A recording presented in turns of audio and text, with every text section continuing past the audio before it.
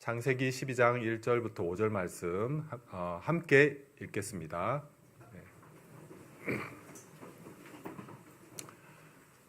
읽겠습니다. 주님께서 아브라함에게 말씀하셨다. 너는 내가 살고 있는 땅과 내가 난 곳과 너의 아버지의 집을 떠나서 내가 보여주는 땅으로 가거라. 내가 너로 큰 민족이 되게 하고 너에게 복을 주어서 내가 크게 이름을 떨치게 하겠다. 너는 복의 근원이 될 것이다. 너를 축복하는 사람에게는 내가 복을 베풀고 너를 저주하는 사람에게는 내가 저주를 내릴 것이다. 땅에 사는 모든 민족이 너로 말미암아 복을 받을 것이다. 아브라함은 주님께서 말씀하신 대로 길을 떠났다. 롯도 그와 함께 길을 떠났다. 아브라함이 하란을 떠날 때에 아브라함은 아내 사레와 조카 롯과 하란에서 모은 재산과 거기에서 얻은 사람들을 거느리고 가나안 땅으로 가려고 길을 떠나서 마침내 가나안 땅에 이르렀다. 아멘. 좌우 같이 인사 나누시면서 읽겠습니다. 하늘 복 많이 받으세요. 땅의 복도 많이 받으세요.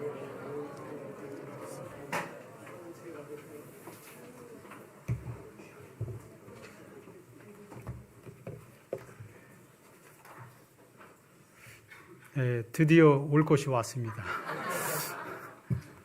오늘 반가운 여러분들 뵙고 또 귀한 이 자리에서 정말 하나님의 귀한 말씀을 대언한다는 것이 얼마나 영광인가.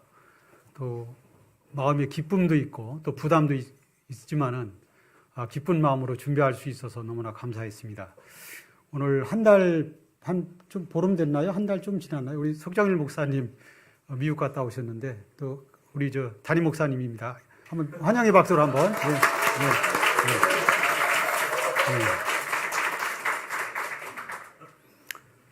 혼돈의 시대를 살아가고 있습니다. 모두가 자기가 옳다고 여기면서 이 세상을 살아가고 있습니다.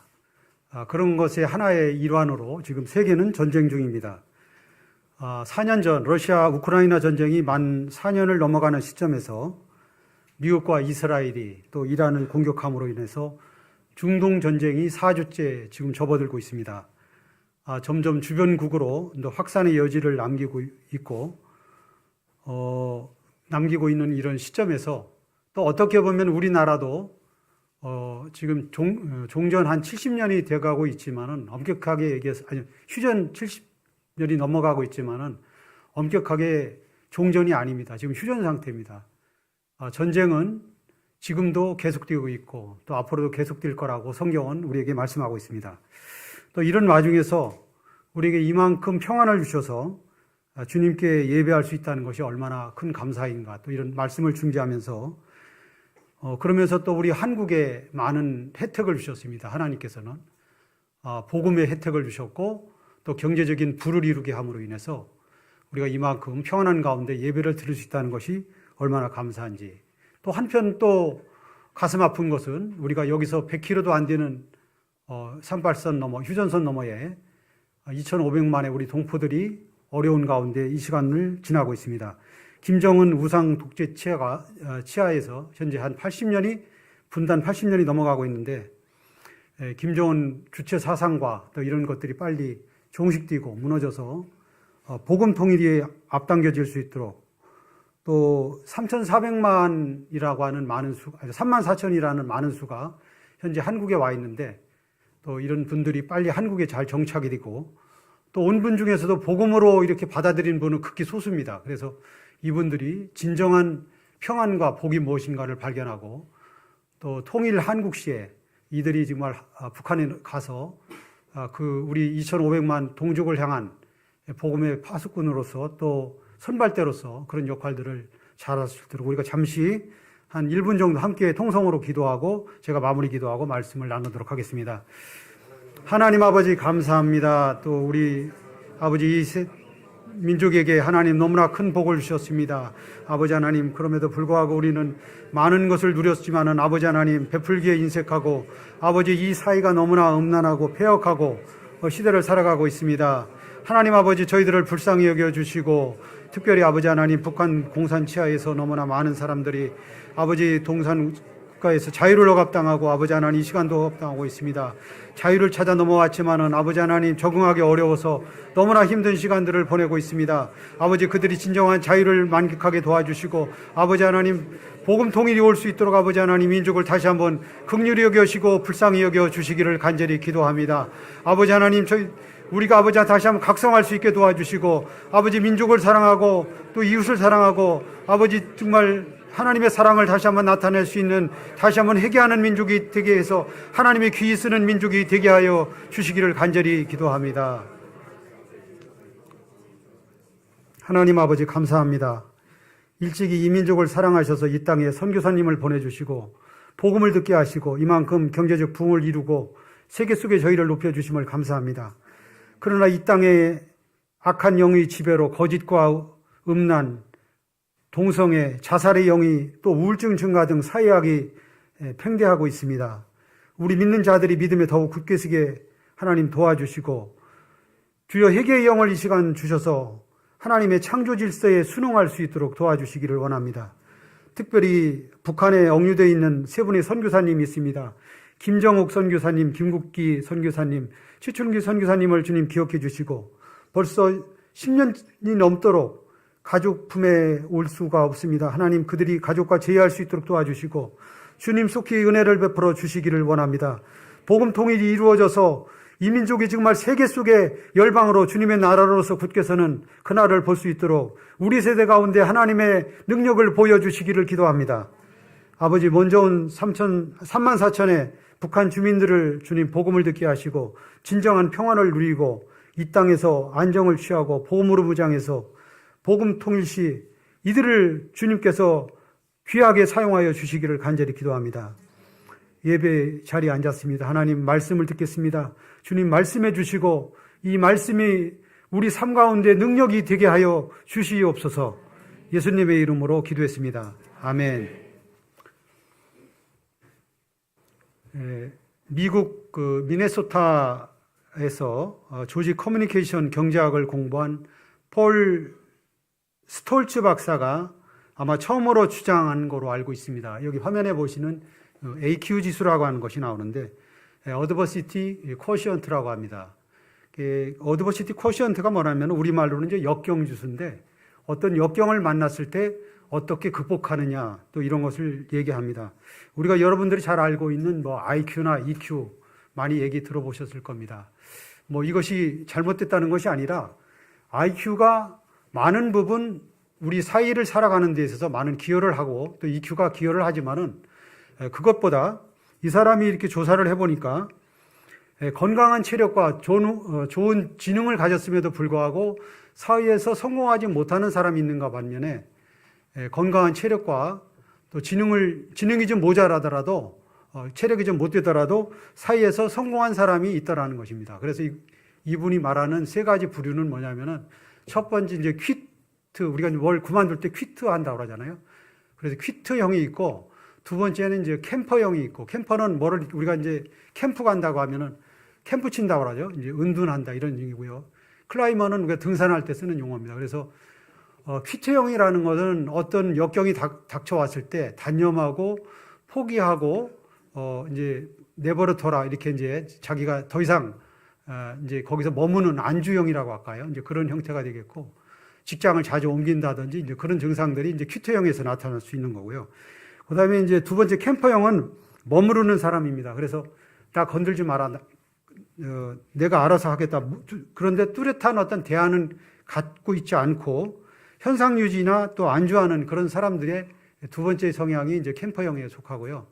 이제 클라이머는 우리가 등산할 때 산을 오른다 그런 형인데 이제 비가 올 수도 있고 날씨가 궂을 수도 있고 체력이 좀 안 된다 하더라도 내가 이 산을 정복하고 말겠다는 어떤 의지라고 할까요?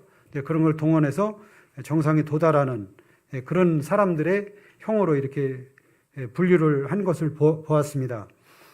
여러분 중에 어떤 것이 가장 AQ가 높겠습니까? 당연히 세 번째 클라이머형이 가장 높겠죠. 우리 삶 가운데 고난과 역경이 없는 인생이 어디 있겠습니까? 오늘 여러분들 이 자리에 나올 수 있어서 간간히 조용히 지난 과거를 생각해 본다면은 여러분 삶 가운데 많은 고난과 역경이 있었으리라 생각이 됩니다.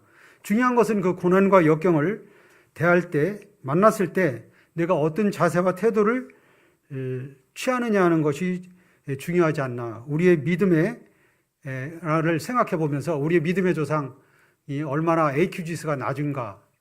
그럼에도 불구하고 하나님께서 아브라함을 부르셔서 믿음의 조상으로 세웠던 그 부분들을 한번 볼 때 여러분의 신앙의 현주소를 한번 발견할 수 있었으면 좋겠습니다. 말씀으로 돌아가서 창세기 11장 10절에 보면은 노아의 세 아들이 있죠. 노아의 세 아들이 누구입니까? 셈, 함, 야벳이 있죠. 그래서 지금 아브라함은 어느의 자손입니까? 셈의 족속이죠. 그래서 셈의 10대 손이 아브라함입니다. 아브라함의 아버지가 누구죠? 데라입니다. 그래서 데라가 9대고 아브라함이 이제 10대 손이 됩니다. 10대 손은이고요. 아버지 이제 데라를 잠시 살펴보면은 70살에 3명의 자녀를 낳습니다. 아브라함을 낳고 나홀을 낳고 하란을 낳았지만은 하란은 아들 롯을 낳고 바벨론 우르에서 데라보다 먼저 죽습니다. 지도 한번 펼쳐주시겠습니까? 아브라함이 아내를 맞았지만은 불임이 됩니다. 그래서 그 자녀를 생산하지 못함으로 인해서 자손이 없어서 이 데라의 가정에는 희망이 사라지고 이제 단절이라고 하는 그런 그림자가 이 가정에 임합니다. 아들도 죽었고 또 며느리로 얻었던 그 사례마저 이제 자식이 없는 이런 상황에서 하나님께서는 이런 와중에 데라는 아브람과 손자 롯과 며느리 사례를 데리고 가나안 땅에 가려고 바벨론 우르를 이제 출발하게 됩니다. 지금 이제 바벨론 우르라고 하는 데는 어디냐면은 지금 이라크 남부 그 유프라테스 강을 얘기합니다. 거기서 떠나서 이제 하란으로 올라가고 있는데 그 우르에서 하란까지, 이제 하란은 지금 튀르키의 동남부 정도 되는 지역이고요. 그 디스턴스를 거리로 본다면은 우르에서 하란까지가 약 한 1000km 정도, 1200km? 뭐 그 정도의 그 거리를 두고, 거리라고 볼 수가 있습니다. 그래서 어떻게 보면은 우르에서 이쪽 가나안, 이제 목적지는 가나안인데 가나안까지도 직선으로 얘기하면 1000km 정도 돼요.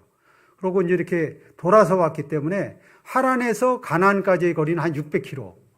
대략 여러분들이 상상한다면은 한 달 정도면은 이렇게 돌아서도 갈 수 있는 거리다. 부지런히 갔을 경우에.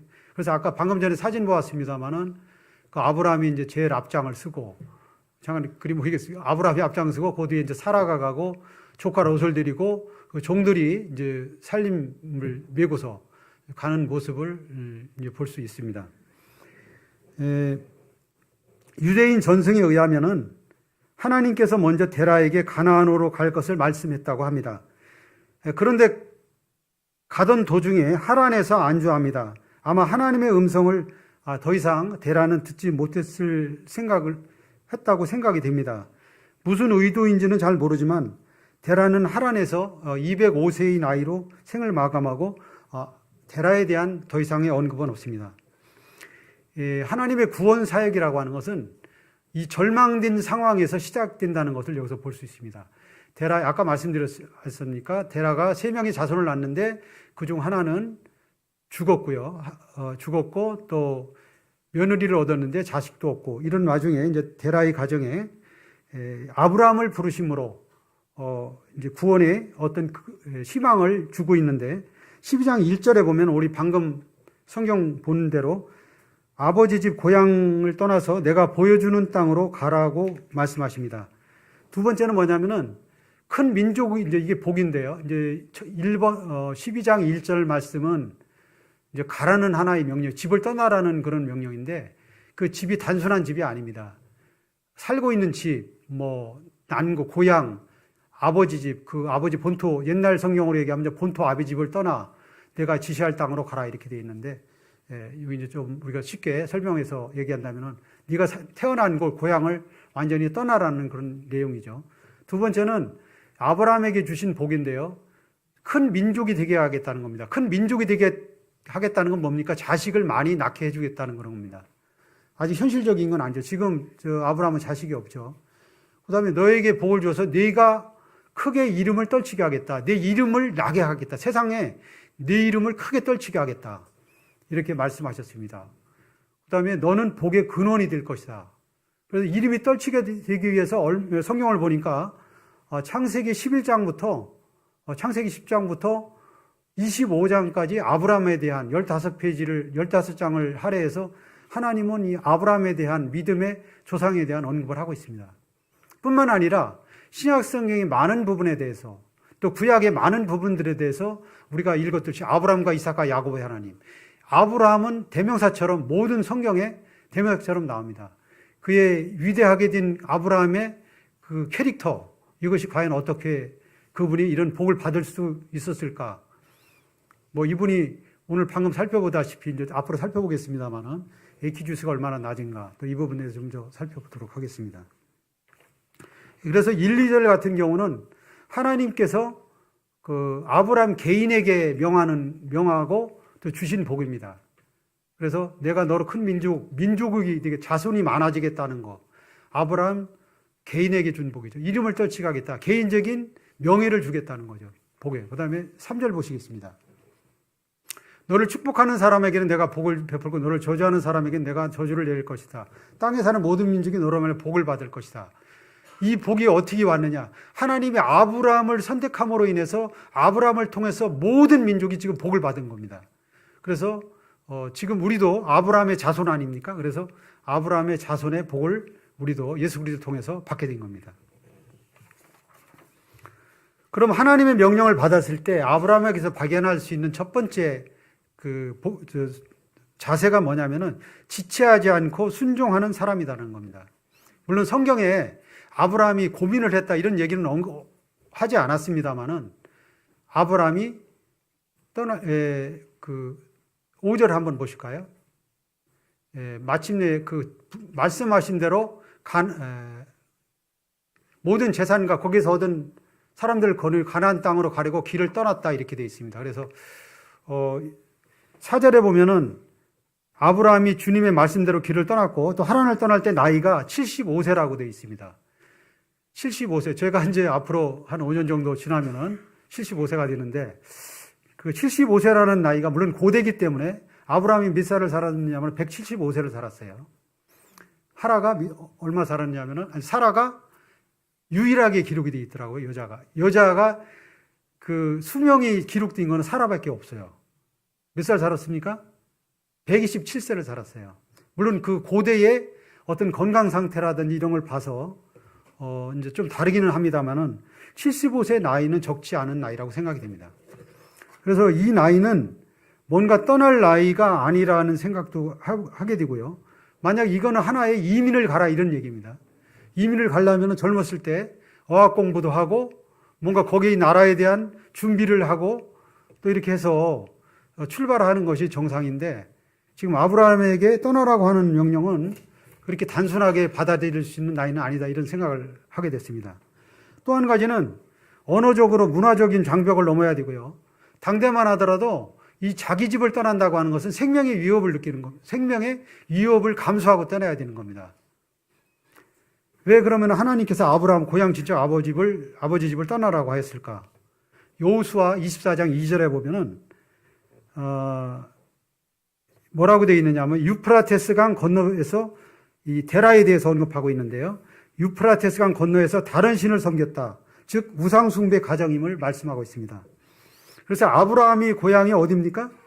우르인데 우르는 빛 또는 불이라는 뜻을 갖고 있어요. 그래서 여기서 어떤 신을 숭배했느냐 하면 불과 빛을 숭배하는 다신교 가정의 배경을 갖고 있는 것이 누구다? 아브라함입니다. 유대인 전승에 의하면 아브라함 아버지는 우상 장수였다고 그러죠. 아브라함이 갈대아 우르를 아버지 데라와 살의 조카 롯이 떠나 하란까지 왔지만은 가나안 여정이 이제 멈춰져 있습니다. 그 데라라고 하는 뜻은 지체하다, 지연하다 그런 뜻을 갖고 있어요. 그래서 그 하나님께서 아까도 제가 유대인 전승의 그 데라에게 말씀하셨다고 얘기했는데 하나님의 음성을 못 들은 것 같아요, 이 데라가. 그래서 계속 지체하고 거기서 머물렀던 것 같아요. 하란이라는 동네는 교통의 중심지예요. 그래서 문화가 발달하고 상업이 발달해서 도심지이기 때문에 아쉬울 게 없고 이제 살만했던 것 같았습니다. 하나님의 명령은 지금 가나안으로 가라고 하는데 데라는 거기서 멈춘 겁니다. 그래서 아브라함에게 정식적으로 하나님이 말씀을 하시지 않았나. 이건 성경에 없는 얘기입니다. 그래서 이렇게 말씀을 하심으로 인해서 이제 아브라함의 그 명령에 순응해서 지금 출발하는 그런 가정입니다. 그래서 우상 숭배 가정에서 하나님은 아브라함을 부르셨다. 주님은 우상 집안과 환경으로부터 떠나 하나님이 예비하신 가나안으로 가서 궁극적으로 주의 백성을 삼고자 하는 하나님의 마스터 플랜이 있었던 것입니다. 여기서 우리는 믿음이라는 게 뭔지 한번 생각해 보는데요. 하나님께서는 미래의 앞길을 아주 아름답게 다 이렇게 말씀하시지 않아요. 여러분 그렇지 않아요? 기도할 때 너 며칠 날 어떤 일이 벌어질 거고 이렇게 다 이렇게 말씀하십니까? 그렇지 않잖아요. 하나 순종하면은 거기에만큼 말씀해 주시고요. 또 거기서 한 단계 나갈 때 원 스텝 하나님은 그렇게 말씀해 주십니다. 만약에 예수님께서 또 그렇게 주님이 재림하시는 건 우리 알고 있죠. 근데 몇 월 며칠 날 몇 시에 오겠다 그러면은 사람들의 그 사행심과 이기심에 의해서 평소에 엉터리로 살다가 그 올 때쯤 해가지고 잘 살 수 있는 거예요. 그래서 하나님은 그럴 수도 있다는 거죠. 그래서 하나님은 모든 것을 다 보여주지는 않습니다. 그래서 우리가 순종할 때 그때만큼 필요한 것을 우리에게 말씀하신다. 또 이렇게 생각을 해보았습니다. 금년 1월 달 큐티인을 우리가 지금 가지고 마가복음을 묵상하고 있는데 거기 그 큐티인 표지에 뭐라고 되어 있냐면은 영어로 God speaks, we respond라고 되어 있더라고요. 그래서 하나님은 말씀하시고 우리는 거기에 반응하는 겁니다. 그래서 하나님이 말씀하실 때 우리가 어떻게 반응하는 건가? 또 이것이 바로 우리가 우리의 가치관과 나의 어떤 믿음의 분량에 따라서 순종할 것인가 불순종할 것인가를 결정하는 하나의 요인이고 또 한 가지 이제 이렇게 됐고요. 이 과정에서 우리가 하나님을 경험하는 삶, 그 목자님들 많은 부분들이 공부를 했는데 거기 보면은 하나님이 일하시는 7가지 그 사이클이 있지 않습니까? 하나님 내 주에서 일하신다 해가지고 말씀하시면서 관계를 형성하고 그다음에 이제 어떤 말씀을 들었을 때 이것을 내가 믿음에 뭐를 거쳐요? 갈등을 거쳐서 조정을 하게 되고 이제 내가 순종함으로 인해서 하나님을 경험하는 이런 단계로 나가는 겁니다. 여러분에게 한번 묻고 싶습니다. 여러분 지금 믿음의 여정을 지금 가고 있습니다. 내가 여정 중에서 또 순종할 것이 있고 또 떠나야 될 것이 있다고 생각이 됩니다. 한번 이것을 하나님의 말씀 가운데서 한번 적용해 볼 수 있기를 바랍니다. 두 번째는 아브라함에게서 발견할 수 있는 두 번째 믿음의 사람은 예배하는 사람이라는 정리를 해봤습니다. 7절, 8절 한번 볼까요? 주님께서 아브라함에게 나타나 있어 말씀하신 내가 너희 자손에게 이 땅을 주겠다. 아브라함은 거기에서 자기에게 나타나신 주님께 제단을 쌓아서 바쳤다. 아브라함이 하란을 출발해서 가나안에 도착해서 첫 번째 드린 제단이 창세기 12장 7절의 말씀입니다. 이 제단을 쌓았다는 것은 영어 성경에 보면 sacrifice가 나오는데 희생했다는 거예요. 그래서 구약으로 얘기하면은 제물을 드리는 거죠. 희생의 제물을 드리는 것. 이것이 제단을 쌓는 길이며 예배하는 것입니다. 그 다음에 8절에 볼까요? 8절에 보면은, 아브라함은 거기에서 떠나 베델의 동쪽으로 계속 가가지고요. 산간지방에 이제 이르게 되고요. 거기서 장막을 짓고 서쪽은 베델이며 동쪽은 아이다. 아브라함은 거기에서도. 왜 거기에서도라고 할까요? 여기는 그 환경이 아까만큼 이렇게 좋은 환경이 아닙니다. 열악한 환경 가운데서도 주님을 예배했다는 것을 보여주고 있는 겁니다. 거기에서와 거기에서도는 다른 거예요. 거기에서라는 거는 뭐 거기에서 예배를 드렸다. 그냥 단순한 의미를 부여할 수 있어요. 근데 거기에서도라는 거는 환경이 열악한 환경 가운데서도 산간지방이 있거든요. 여러 가지. 목축을 하기도 어려울 거고 여러 가지. 그런 환경 가운데서도 제단을 쌓아서 주님께 예배를 드렸다. 이렇게 성경은 말하고 있습니다. 예배가 뭡니까? 영어로 워십입니다. 워십이라는 것은 가치를 드린다는 거예요. 최고의 분께.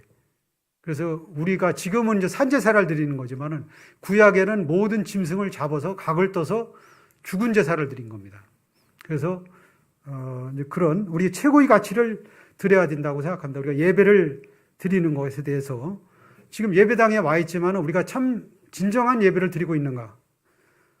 내가 지금 들을 준비가 되어 있는가? 하나님의 말씀으로 받고 있는가? 또 이 시간 그런 예배의 참 의미를 다시 한번 되새겼으면 좋겠습니다. 세 번째는 아까 앞서서 살펴본 AQ 지수와 관련된 건데요. 아브라함의 믿음의 여정에 있어서 위기가 있었다는 겁니다. 위기가 있었어요. 우리가 항상 올라가는 게 아니에요. 항상 안정되게 되면은 뭔가 사람이 밑으로 내려올 수가 있어요. 선자는 조심하라. 넘어질까 조심하라. 그렇죠? 선줄로 생각하지 말라. 우리가 항상 믿음을 유지하는 게 아니에요. 우리가 성경에서 많은 분들이 믿음의 선각자, 그 사람들도 많은 부분, 넘어진 부분들이 약점을 다 갖고 있어요. 아브라함의 약점이 뭐냐? 이 나약함 속에서 이가 넘어지는 것을 우리가 보게 됐습니다. 9절, 10절 보겠습니다.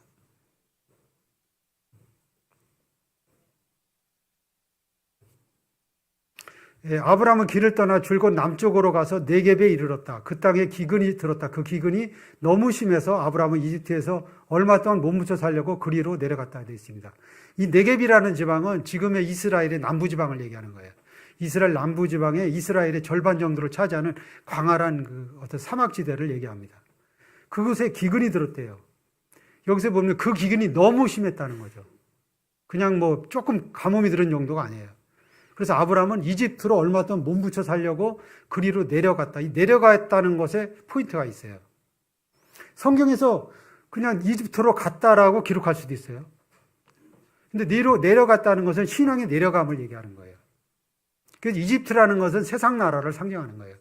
우리의 믿음 여정에서 이집트로 내려갔다. 이거는 신앙의 내려감을 얘기하는 거예요.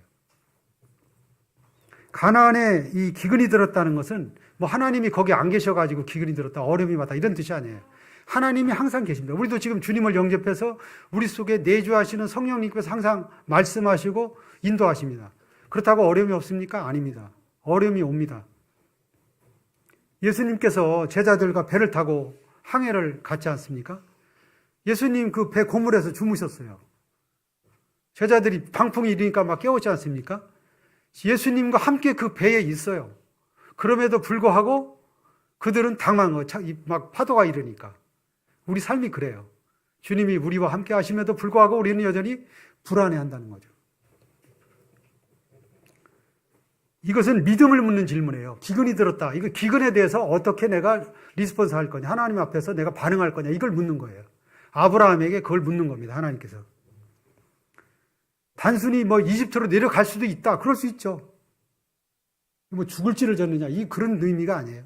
하나님 앞에서의 믿음을 보는 거예요. 그래서 우리가 어떤 고난이 왔을 때 이것을 정면 돌파할 것이냐, 믿음으로 이것을 극복해 나갈 거냐. 이거는 각자의 갖고 있는 믿음의 용량과 가치관에 따라서 결정하는 거죠. 단순한 위치 이동을 넘어서 믿음의 내려감을 보여주고 있습니다. 11절, 그래서 어떻게 됐습니까? 거기 가서 벌어진 일들이 11절과 13절에 나와 있습니다. 이집트 사람들이 당신을 보고서 당신이 나의 아내라고 하는 것을 알면 나는 죽이고 당신을 살릴 것이요. 이제 내려갔더니 세상이 만만치 않은 거예요. 죽을 것 같아요, 이제.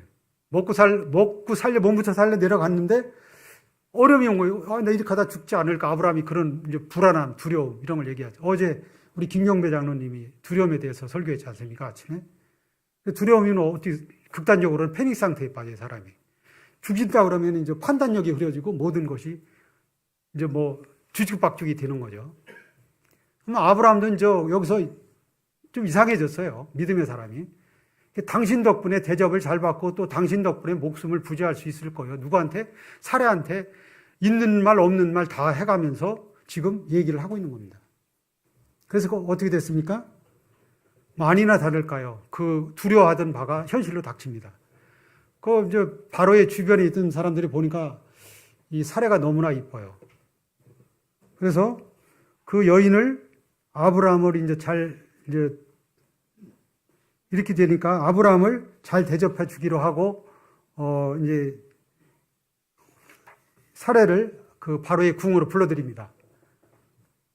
그래서 뭐를 주느냐 하면은 많은 그 재물을 줍니다. 그래서 양떼, 소떼, 암나귀, 순나귀, 남녀, 종, 낙타까지 줍니다. 성경에 그 보면 참 살해의 미모가 어느 정도 있는지 현대인의 기준으로는 이해가 안 갑니다.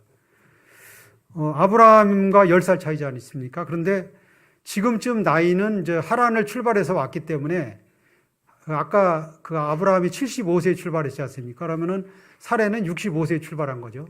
그래서 한 70세 정도 된 거예요. 한국에 또 우리 현실로 볼 때 뭐 동양이나 서양이나 지금 70 정도 나이에서 그렇게 뭐 빼어난 미모이기 때문에 궁궐에 드릴 만한 그런 미모는 아닐 것 같아요. 그런데 물론 고대이기 때문에 조금 다를 수 있다고 생각해요. 노화 정도가 좀 덜할 수 있다는 가정을 합니다. 그런데 그래도 참 아이러니해요. 그래서 이제 그 두려움이 왔고 이제 머리 써서 아까 말씀드린 대로 했는데 상당한 거를 받습니다. 양떼, 소떼, 뭐 암나귀, 순나귀, 남녀, 종. 이 떼라고 하는 용어를 잘 생각해 보세요. 한 마리를 떼라고 하지 않습니다. 두 마리도 잘 떼라고 하지 않아요. 떼거리로 다녔다. 우리가 보통 뭐 대여섯 마리, 얼마리 뭐 이런 걸 떼라고 하지 않습니까? 엄청난 이 지참금을 받은 거예요. 지금 사라를 자기 아내를 팔고 지금 그 아브라함이 챙긴 거는 많은 재물을 챙깁니다. 사람이 믿음을 떠나면은 물질을 바라보고 믿음에서 떠나가면은 이렇게 지금 자기가 믿음에 떠나서 많은 함정으로 지금 가고 있다는 걸 잘 못 느껴요. 물질을 볼 때. 이것을 보면서 아브라함이 얼마나 빵점짜리 남편인가 또 이런 걸 보게 되고 AQ 지수가 얼마나 낮은가를 또 보게 됩니다. 아브라함이 여기서 그만둔 게 아니라 20년 세월이 흘러요. 그러면 이제 나이가 몇 살이에요? 그 이삭을 낳기 전이니까 99세가 됩니다. 이게 창세기 20장에 보면은 그랄 왕 아비멜렉 앞에서 또 이런 거짓말을 해요. 똑같은 일을 반복합니다. 우리가 우리 몸에 우리 약점이 있지 않습니까? 그 약점이 잘 안 없어지는 것 같아요. 여러분 대도 조세영 씨를 아는지 모르겠어요. 알죠? 그분이 80세가 돼서도 이제 형무소에 갔다가 나와서 그 도둑질을 또 하더라고요. 그분이 뭐 회심하고 뭐 그랬다고 그러는데 다 이해합니다. 그런데 그 버릇을 못 건치더라고요. 그래서 참 무서운 것 같아요. 그래서 99세에 이런 일을 하고 살해 나이가 89세, 90에 가까워요. 근데 이 그랄 왕도 참 눈이 좀 어떻게 잘못된지 모르겠는데 90세의 그 살해의 미모가 정말 빼어났던 것 같아요. 살해라는 뜻이 뭡니까? 공주라는 뜻이에요. 예쁜 뭐 공주 이런 뜻이죠. 나중에 이제 열국의 어머니로 사라라는 이름으로 바뀌게 되고 아브라함이 뭡니까? 아브라함은 존귀한 아버지 그런 뜻인데 아브라함은 이제 열국의 아버지로 이름이 개명되는 그런 의미가 있는데 여하튼 간에 이런 위기 상황에서 손 쓸 수가 없어. 아브라함도 이제 하나님이 개입하십니다. 17절 보겠습니다. 그러나 주님께서 아브라함의 아내 사레의 일로 바로와 그 집안에 무서운 재앙을 내리셨다 이렇게 나와요. 이 무서운 재앙이 뭔지는 구체적으로 성경에 언급하고 있지는 않습니다. 물론 그랄 왕 때는 뭐 그 집안에 태의 문을 닫았다 이런 규절이 있습니다만은 여기서는 그런 언급은 없어요. 그러니까 하나님께서 이 바로에게 꿈에서 엄청나게 혼내키고 무서움을 준 것 같아요. 그래서 아침에 일어나서 이제 아브라함을 부르죠. 그래서 아주 아브라함이 거기서 이방 왕 바로한테 엄청나게 혼나요. 두 번이나 불러다가 혼납니다. 어찌하여 막 이러면서 얘기를 진짜 뭐 이렇게 손은 안 댔지만은 엄청난 책망과 모멸감과 창피함을 당해요. 이렇게 해서 이제 결과적으로 20절에 보니까 그런 다음에 바로는 그의 신하들에게 명해서 아브라함의 모든 재산을 거둬 그의 아내와 함께 나라 밖으로 나가게 하였다 이렇게 돼 있어요. 나라 밖으로 나가게 하였다. 지금 어디에서 어디로 나가는 거예요? 이집트에서 가나안 쪽으로 가는 거예요. 이게 뭐예요? 출애굽이죠. 출애굽의 모형이 아브라함을 통해서 미리 보여주시는 겁니다. 하나님께서 이 사건을 통해서. 예수님도 또 어떻게 했어요? 나중에 이집트로 피신했다가 다시 왔지 않습니까? 이 성경의 곳곳에 출애굽의 흔적들이 많이 보입니다. 이것은 한 개인의 사건이지만은 출애굽은 민족적인 사건이죠. 이게 그것만 달라요. 그래서 20절에 보니까 참 아이러니하지 않아요? 이 거짓말한 바로가 아브라함 하나 죽이는 거는 그 시대 상황으로는 문제도 아니에요. 그렇지 않습니까? 왕인데. 왕이 말이 곧 법이고 능력입니다. 근데 여기서 꾸짖기만 하고 그가 그에게 줬다고 하는 모든 것을 다 줘버립니다. 갖고 나가라. 아브라함 죽이고 재산 몰수해도 돼요. 근데 그렇지 않습니다. 하나님이 어떤 약속을 했습니까? 창세기 12장 1절에 너로 말미암아 복을 주시다. 이미 하나님은 약속하셨어요. 그 약속을 변케하지 않는 분이에요. 우리가 여러분 삶 가운데 믿음으로 흔들릴 수가 있고 어려울 수가 있고 떨어질 수가 있어요. 하나님은 하나님과 먼저 맺은 그 약속을 신실하게 지키시는 분이에요. 이 와중 중에도 하나님은 여러분 삶 가운데서 그 약속을 지키십니다. 우리는 잊어먹을 수 있어요. 그런데 어떻게 참 놀라운 일을 하시고요. 또 이제 또 아브라함의 약점을 또 하나 발견할 수가 있는데 75세에 약속한 그 자손의 소식이 없어요. 그러니까 이거 10년 동안 기다렸습니다. 10년이 적은 세월입니까? 적지 않아요. 여러분 10년 기다린다는 게 쉬운 게 아니잖아요. 근데 85세쯤에 일을 저지르죠. 그래서 사레의 여종 하갈을 통해서 이스마엘을 낳게 됩니다. 가나안 정착 한 10년이 지났어. 이제 주실 때도 됐는데 안 줘. 이거 어떻게 된 걸까? 사례는 점점 늙어가고 이미 경수가 끊어지고 그 애를 가질 수 있는 어떤 조건 형성이 점점 멀어져 가는 거예요. 아브라함 입장에서는. 그래서 일을 저지르게 되죠. 그래서 이스마엘을 낳는데 이 민족이 지금 중동전쟁하고 있지 않습니까? 이것이 아랍 민족이 된 거예요. 그래서 이 민족 하물에서 그 후손에게 미치는 여러 가지 영향들, 이걸 다시 한번 성경 속에서 보게 됩니다. 그래서 이 민족이 16장 12절에 보니까 이런 말씀이 나와요. 이 민족이 이제 들나귀처럼 모든 사람과 싸울 것이고 모든 친족과 대결하며 살아가게 될 것이다. 이렇게 돼 있어요. 누가? 이스마엘이. 그러니까 중동 전쟁의 하나의 이제 그 주변 이스라엘 민족과의 어떤 지금 앙숙 관계 계속적으로 지금 벌어지고 있지 않습니까? 신앙의 내리막길을 가는 게 뭐 여기만 있는 건 아닌데요. 우리가 잘 알고 있는 룻기에서도 볼 수 있죠. 룻이 나오미라고 하는 여인이 엘리멜렉과 나오미가 나오잖아요. 1장에. 그래서 이제 두 아들 말론과 기럐을 데리고 어디로 내려갑니까? 잠시 여기도 그랬어요. 잠시 살려고 거기도 살려고 모압 지방으로 내려간 적이 있어요. 그래서 10년이 이제 지나고 나니까 이제 세월 속에 남편이 죽어요. 엘리멜렉이 죽고 두 아들도 죽어요. 그다음에 이제 모압 여인을 이제 10년이 지난 쯤에 아들이 이제 장가들어서 모압 여인을 며느리로 맞았는데 또 두 아들마저 죽었네요. 그리고 또 이제 이런 홀로 남게 됐다고 이제 고백을 해요. 나오미가.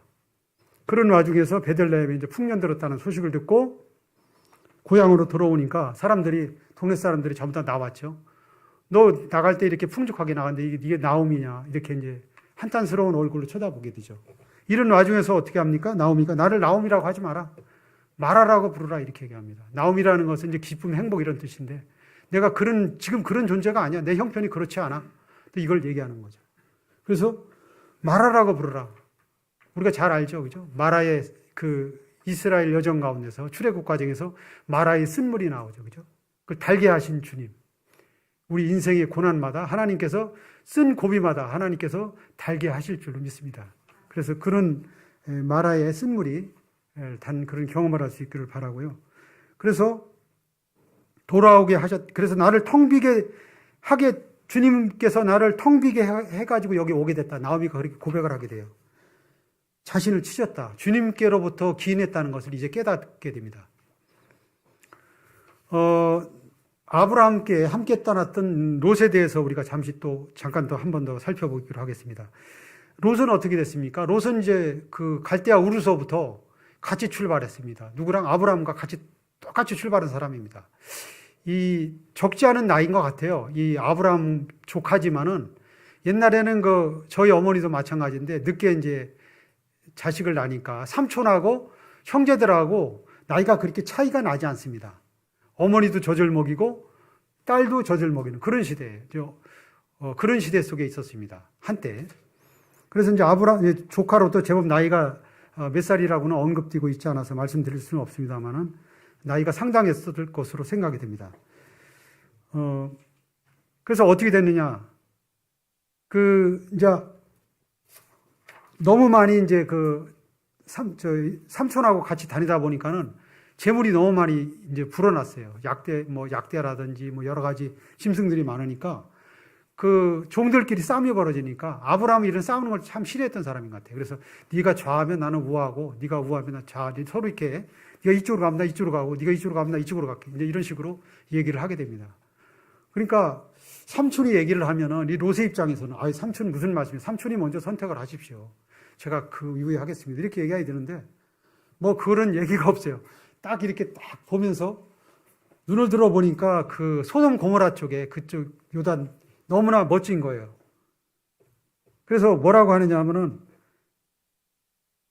창세기 13장 10절에 롯이 멀리 바라보니 요단 들어오는 들판이 소알에 이르기까지 물이 넉넉하고 마치 주님의 동산과도 같고 이집트 땅과 같았다. 그러니까 우리가 어떤 가치관을 보느냐에 따라서 그게 보이는 것 같아요. 그러니까 어떤 상황에 대해서 그걸만 자꾸 보는 사람은 세상적인 걸로만 자꾸 보면은 그쪽이 더 좋게 보이는 거예요. 그래 믿음의 눈으로 아브라함은 여유 있게 롯에게 양보하지 않습니까?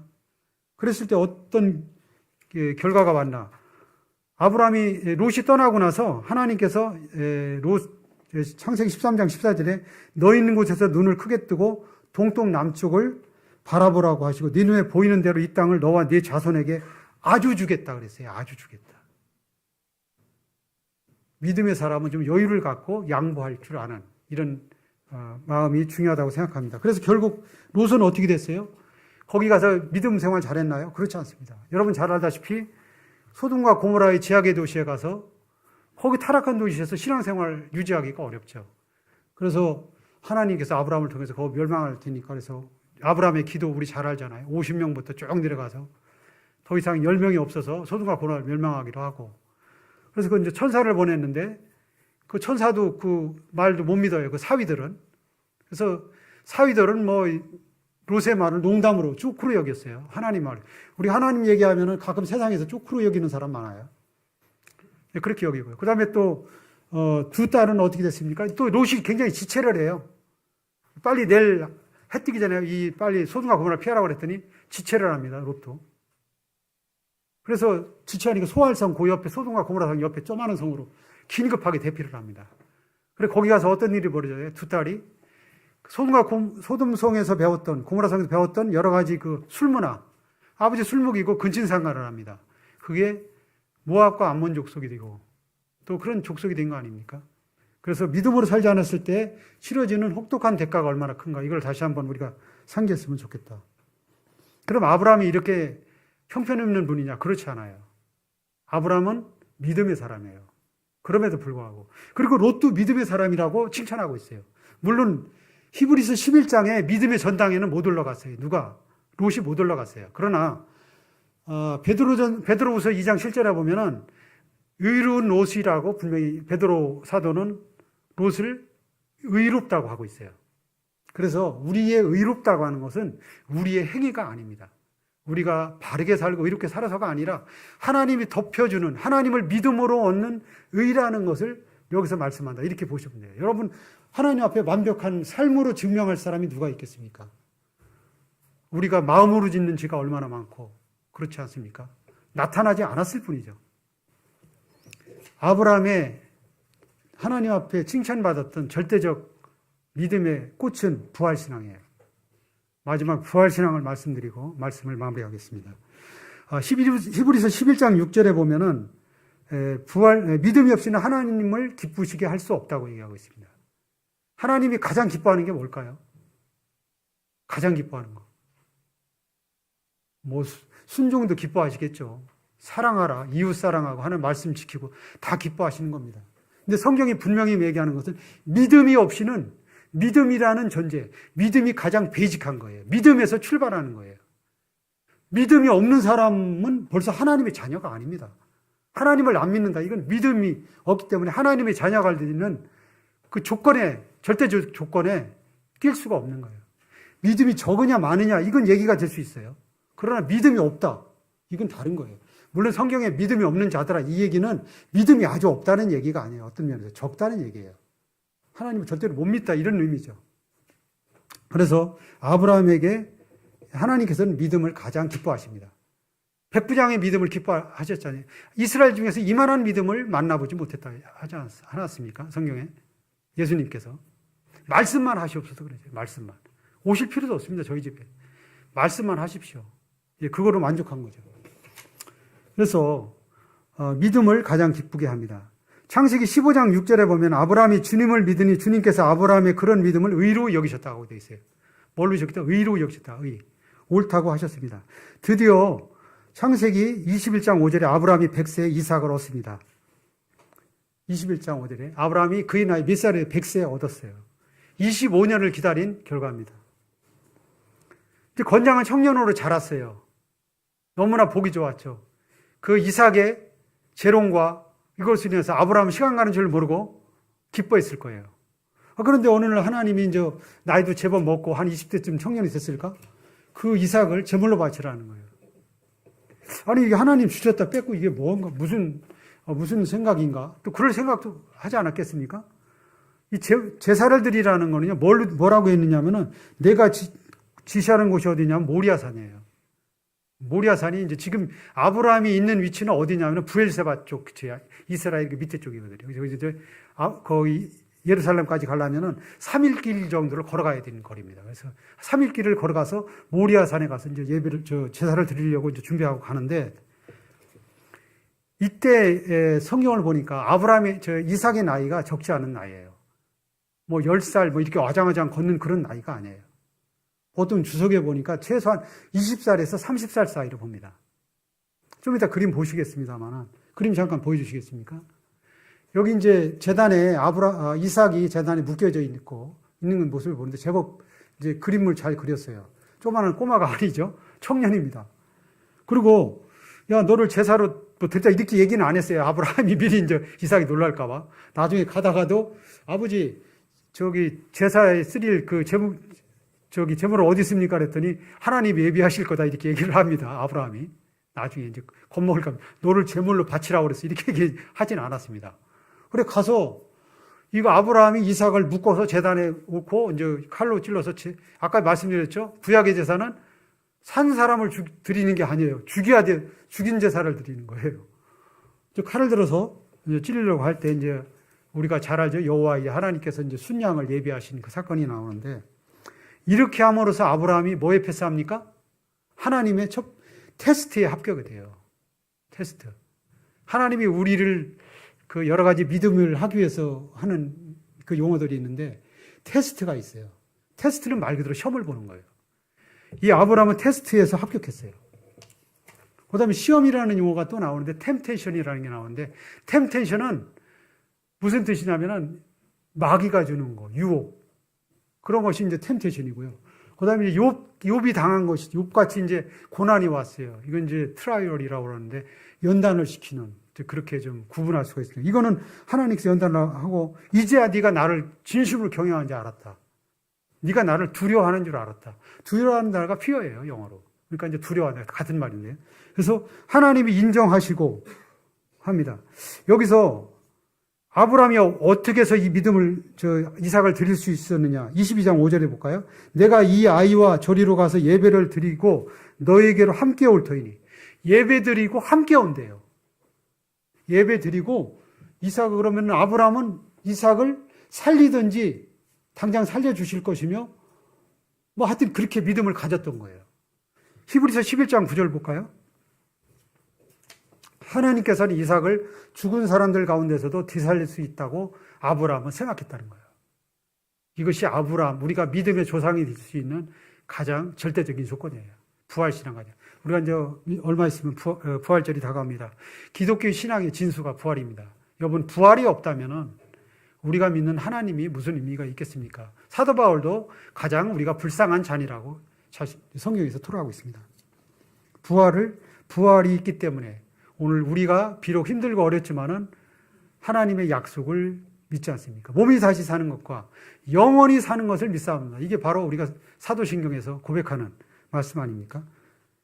바로 이 아까 그림에서 본 것처럼 이삭이 제물로 드려졌다는 거, 이거는 예수 그리스도가 하나님 앞에 순종한 바로 그 모형을 또 한번 보여주고 있는 거예요. 그래서 정말 그럴 수 있잖아요. 이삭이 뭐 조그마한 3살 먹은 어린아이도 아니고 20대 30대면은요 100살 먹은 그 아버지를 제압하는 건 문제가 아니에요. 아버지 혹시 어젯밤 잘못 들으신 거 아닐까요? 노망은 들으신 거 아닐까요? 뭐 그렇게 할 수도 있지 않겠어요? 아버지 다시 한번 여쭤보세요. 저도 한번 들을 수 있게요. 뭐 그렇게 할 수도 있지 않겠어요? 그런데 아브라함은 그렇지 않고 또 거기에 순응하는 이삭이 너무나 멋져요. 이게 누구냐? 예수 그리스도십니다. 하나님 앞에 이 잔을 가능하면 하지 않기를 바라지만 아버지 뜻대로 하옵소서라고 한 예수 그리스도의 고백처럼 순종했던 이삭을 볼 수 있습니다. 그렇기 때문에 아브라함과 이삭의 야곱의 하나님이 된 겁니다. 이삭의 순종이 이렇게 됐다고 생각이 됩니다. 말씀을 마무리합니다. 아브라함에 대해서 간략하게 살펴보았습니다. 다투기를 싫어해서 화평을 쫓아서 롯에게 양보를 했고요.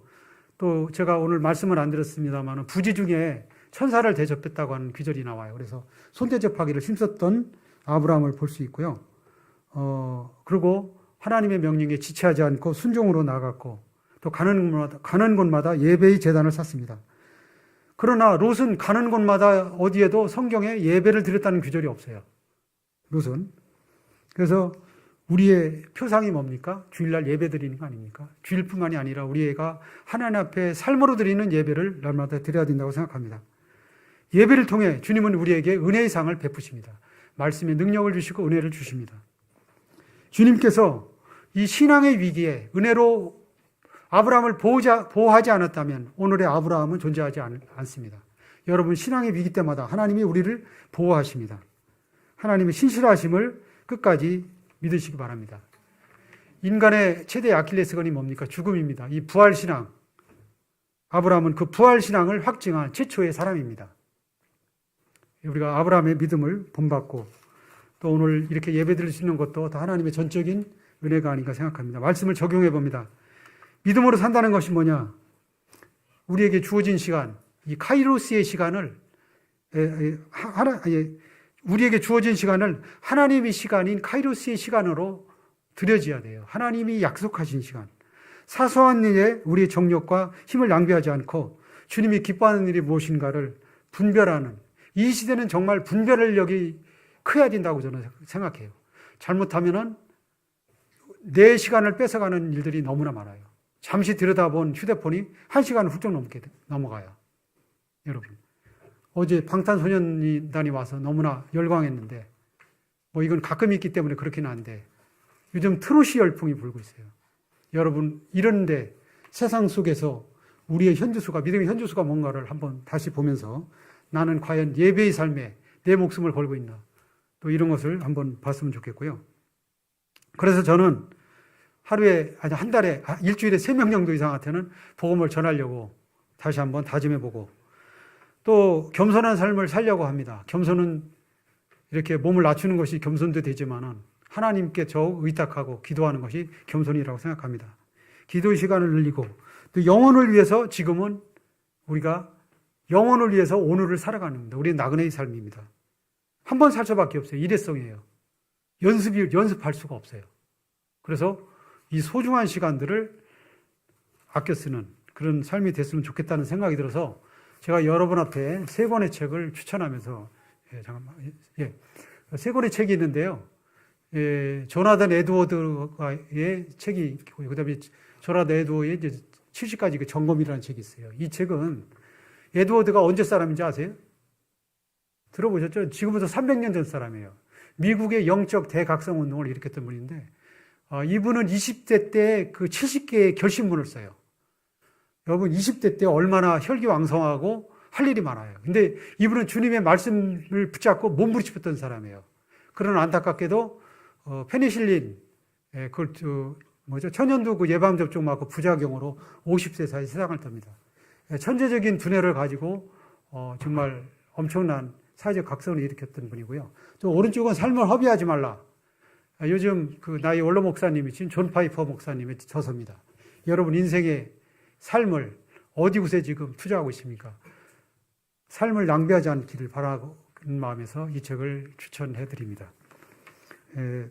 다 함께 일어나셔서 찬송가 545장 보도록 하겠습니다.